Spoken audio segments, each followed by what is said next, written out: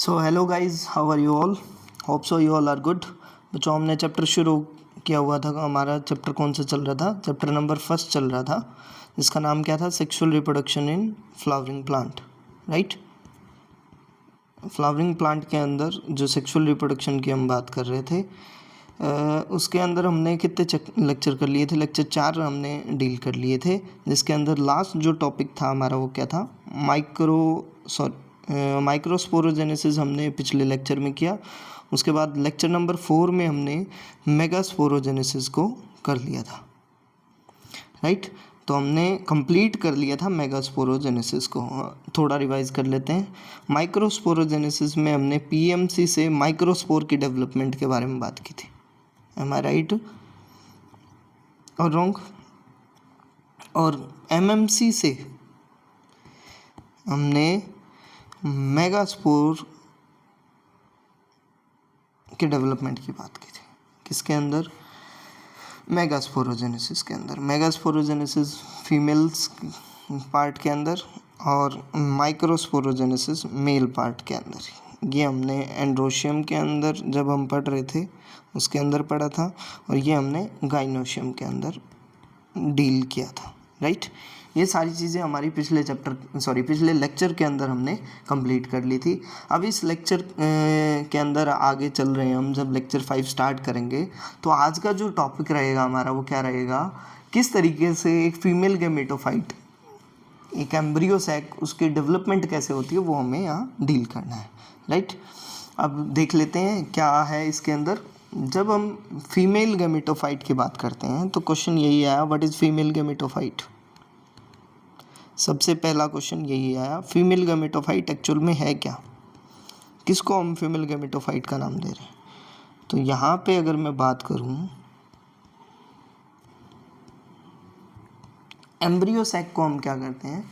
Female gametophyte का नाम देते हैं, राइट। क्लियर है? अब अगर मैं एक स्ट्रक्चर यहाँ ड्रॉ करने की कोशिश करूँ तो देखो,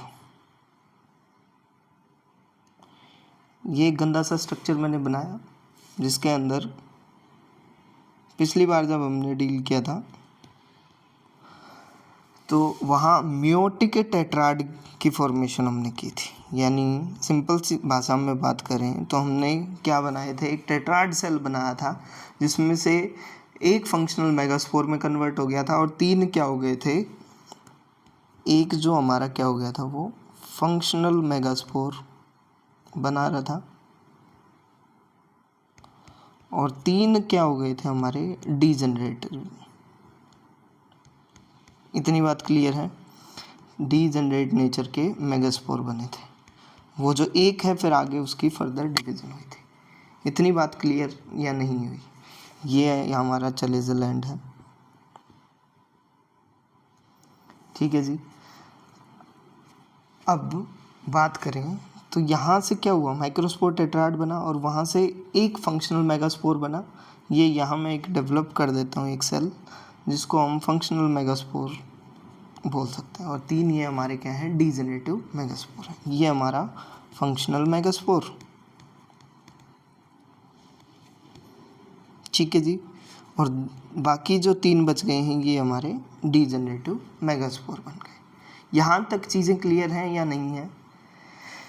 अब बात करो, देखो, जो मोस्ट ऑफ प्लांट्स थे उसके अंदर क्या था? एक फंक्शनल मेगास्पोर बनता था। फंक्शनल मेगास्पोर आगे डेवलप हो जाता था किसके अंदर? फीमेल गैमेटोफाइट के अंदर, राइट। और अगर देखो एम्ब्रियो सैक की फॉर्मेशन एक फंक्शनल मेगास्पोर से हो रही है तो उसको हम क्या बोलेंगे? Monosporic development. क्या बोलेंगे? Monosporic development. कई बार जब हम थ्योरेटिकल क्वेश्चंस की बात करते हैं तो वहाँ से ये क्वेश्चन बन जाता है, what do you mean bye monosporic development? तो यहाँ देखो, the process of formation of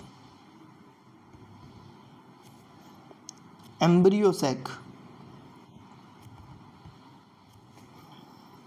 from single megaspore is called monosporic development, is called monosporic development. यहाँ तक कोई किसी भी प्रकार की दुख दर्द समस्या हो तो बताइए। अब आपके लिए एक क्वेश्चन है, what do you mean by bisporic development? Monosporic development ठीक है, हमने कर लिया। अब बाइस्पोरिक डेवलपमेंट क्या है वो हमें बताना है। जहाँ दो फंक्शनल मेगास्पोर से एम्ब्रियो सेक बनेगा वो क्या हो गया, बाइस्पोरिक। और जहाँ सिंगल से बन रहा था वो क्या था, मोनोस्पोरिक। तो अभी जो हमने एक्सप्लेन किया, देखो ये एक हमारा एम्ब्रियो सेक, सॉरी ये एक ओव्यूल का स्ट्रक्चर था, उसमें चैलेंजर लैंड था। ये ओव्यूल से हमने क्या किया, देखो बेसिकली हमने जो सेल्स थी, मेगास्पोर टेट्राड था वो लिया, वो फिर क्या हुआ, वो उसमें से 3 हमारे डीजेनरेटिव मेगास्पोर अलग हो गए और एक फंक्शनल मेगास्पोर बना। और एक फंक्शनल मेगास्पोर से डेवलपमेंट हुई एक एम्ब्रियो सैक की, जिसको हम किसका नाम देते हैं, फीमेल गैमेटोफाइट का। और इस पूरे प्रोसेस को हमने क्या नाम दिया, मोनोस्पोरिक डेवलपमेंट। इतनी बात क्लियर हुई या नहीं हुई? होपफुली ये क्लियर हुआ होगा। बाइस्पोरिक डेवलपमेंट का एक एग्जांपल मैंने आपसे पूछा, तो वो क्या है भाई, जहाँ 2 फंक्शनल मेगास्पोर से एक सिंगल एम्ब्रियो सैक बन रहा है, वो क्या है, बाइस्पोरिक डेवलपमेंट। क्लियर है इतनी बात? अब मैं देखो यहाँ हमने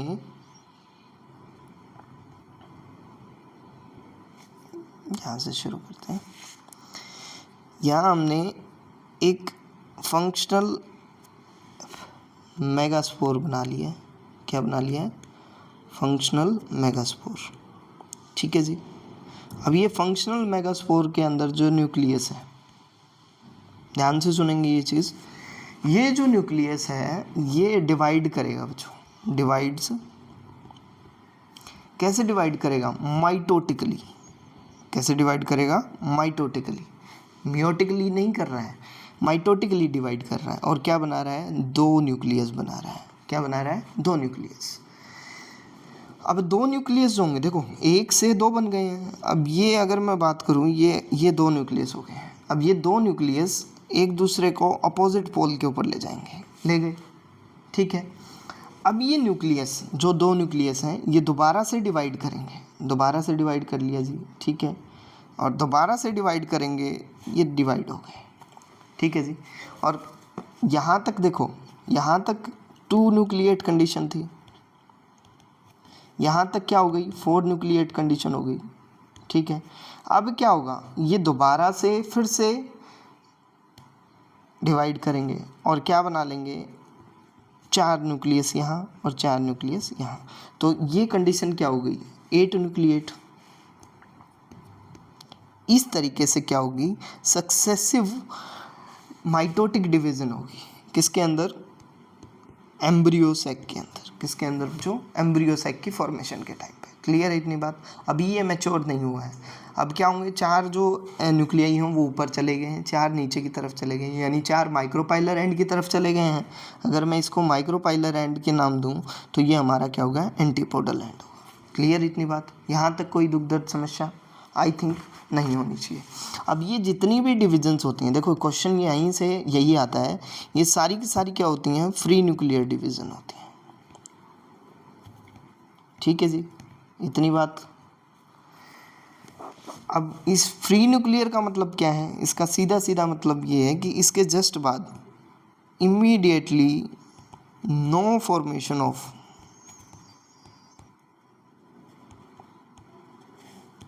सेल वॉल, यानी सेल वॉल इसके जस्ट बाद नहीं बनेगी। इतनी बात क्लियर हुई या नहीं हुई? अब यहाँ तक कंडीशन क्या हो गई है, यहाँ तक कंडीशन ये हो गई है, ये मैं दोबारा स्ट्रक्चर बना लेता हूँ, 1 2 3 4, 1 2 3 4, 8 न्यूक्लिएट स्टेज हो गई है किसकी, एम्ब्रियो सैक की। और वो अभी क्या है, इमेच्योर है, राइट। अब यहाँ से क्या होंगी, सेल वॉल फॉर्मेशन। क्या होंगी, सेल वॉल फॉर्मेशन। क्लियर है इतनी बात? अब सेल वॉल्स बनना शुरू होंगी। टोटल न्यूक्लियाई कितने हैं, 8। Out of 8 nuclei 6 nucleus get surrounded by cell wall. 6 जो होंगे वो सेल वॉल के अंदर ऑर्गेनाइज्ड हो जाएंगे। बाकी कितने बच गए? 2 न्यूक्लियाई। वो क्या चले जाएंगे? वो मूव कर जाएंगे, मूव टू सेंटर। ठीक है जी, सेंटर की तरफ मूव कर गए और इन्हीं को हम क्या नाम देंगे? Polar nuclei. क्या नाम देंगे? Polar nuclei. इतनी बात क्लियर हुई? क्लियर हुई या नहीं हुई? अब अगर मैं यहाँ स्ट्रक्चर को दोबारा से रीडिफाइन करूँ, देखो 3 सेल्स यहाँ मैं बना लेता हूँ चैलेंजरलैंड की तरफ। ठीक है जी, ये चैलेंजरलैंड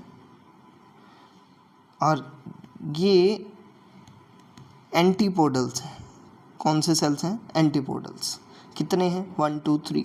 चैलेंजरलैंड पे कितने एंटीपोडल हैं? 3 एंटीपोडल्स हैं। ठीक है जी।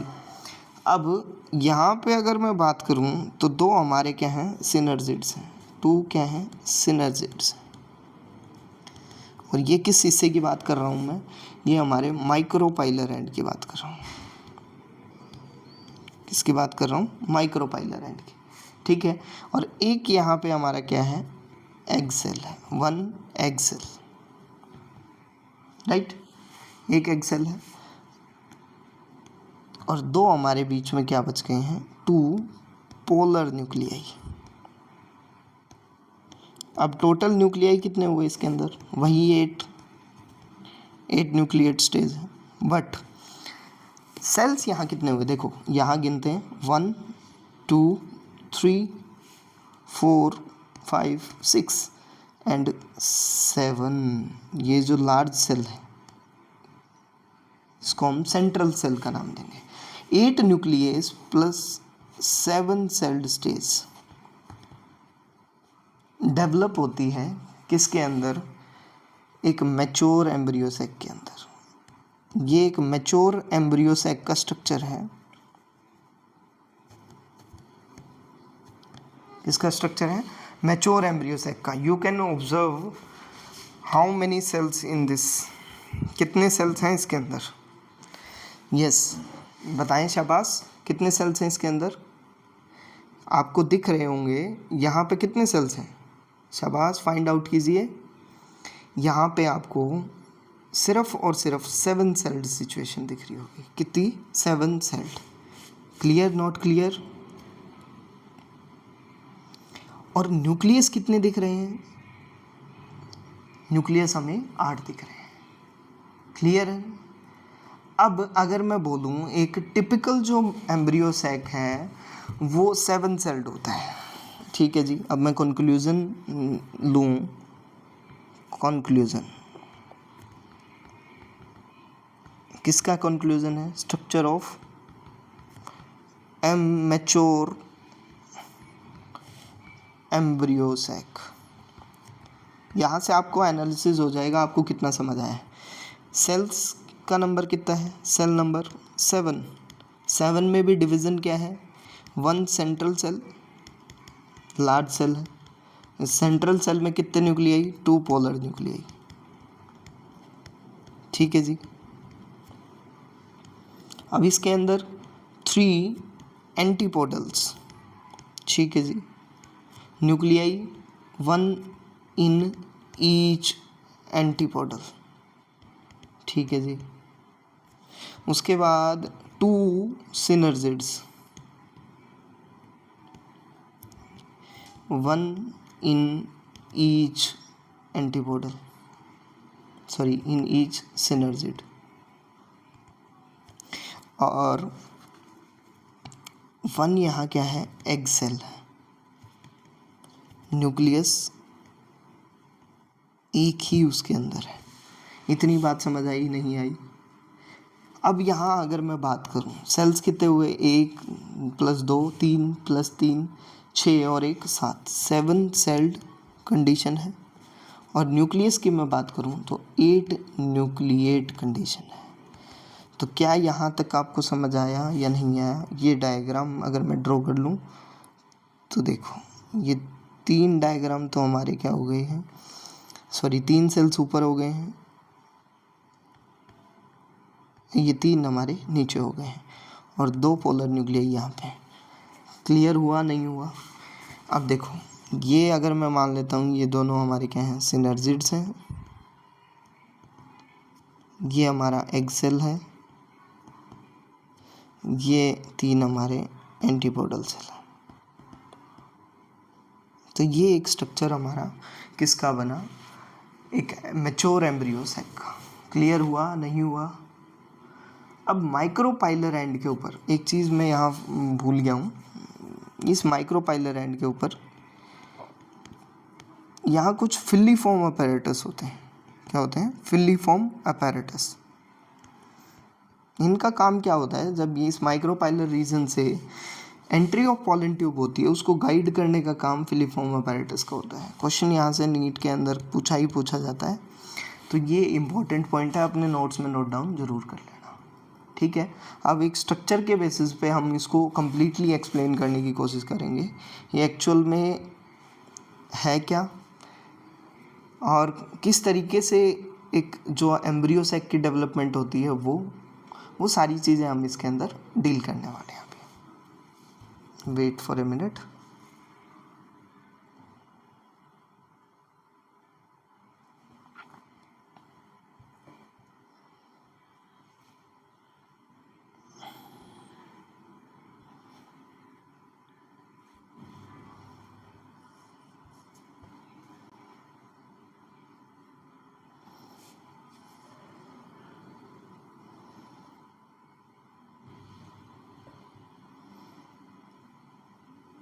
होपफुली डायग्राम आ गया होगा। यस, डायग्राम आ गया है। देखो,